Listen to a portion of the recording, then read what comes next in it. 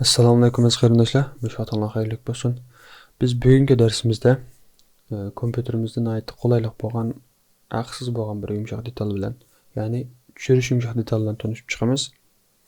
Oldi bilan Google'ga kirib Free Download Manager degan bosgandan keyin birinchi ulanmani ichib bu yerdan tushirishni bosamiz. Tushirishimiz ilgari buningki ham Alma ham Windows'ninki bog'liqini bir eskartib qo'yay. Bunu tushirib bo'lgandan keyin qarasanglar hozir tushyotidi. Bu tushirish bu yumshoq detalning iqtidoridan bir so'zlab o'tay.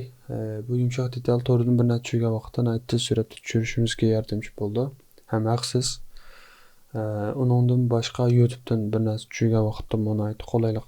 Uningdan boshqa eng muhim bo'lgan bir iqtidordan biri torrent urug'larini bevosita yumshoq detal orqali tushirish olib boramiz. Ya'ni boshqa qo'shimcha yumshoq detal qachashqa hojat yo'q. Masalan, shunday deganga o'xshash yumshoq detallarning kimi xizmatini qila oladi, haqsiz bir shaklda. Biz ochaylik, ichib qachilaylik. Davomlashtiraylik. Qarasanglar, bu yerda torrent toppa mana. Torrent orqali yana tushirib bo'ldi. Keyin qadam. Shundan keyin oxirlashtiraylik. Manda bir askar chiqqandan o'zi mushu yumshoq detalning qistirmasini Google Chrome'ga qachilamsiz yoki qo'shamsiz deydi. Ha dedik. Okay dedik.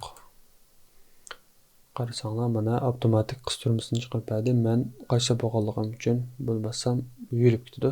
Nega qachib bo'lgani? Xo'sh, undan so'ng mana tez suratda qarasanglar YouTube torrent deb mana shu ikki o'zillik, ya'ni shu ikki iqtidor alaydi yaxshi. Google'ni bir qatam o'chiramiz. Hozir ochdik. Buni tushirib qo'yaylik. Qarasanglar, mana avtomatik holatda tushirgan narsamizning o'zi mushada ko'rinadi. Qarasanglar, bu yerda qayoqqa saqlaganligi, ya'ni tushirgan narsaniki qaysi o'ringa tushirganligini bu yerdan biz belgilab beramiz. Bu yerdan. Undan keyin bu tushgan narsaniki ismi va yoki xosligi. Shuni biz tushirsak bo'ldi bevosita. Tushirsak bo'ldi va yoki bu yerdan tushirgan vaqtlarni, kunlarni, mana bu yerdan qarasanglar 7 kun bor. Kunlarni, bu yerdan vaqtlarni belgilasak bo'ldi. Men bevosita tushiray. Qarasanglar, tez suratda tushirdi. Tushirish jarayonida mana besib bu yerdan tushib bo'lgan vaqtda uxlatish yoki kompyuterni o'chirish degandek qo'shimcha buyruqlarni bera olamiz.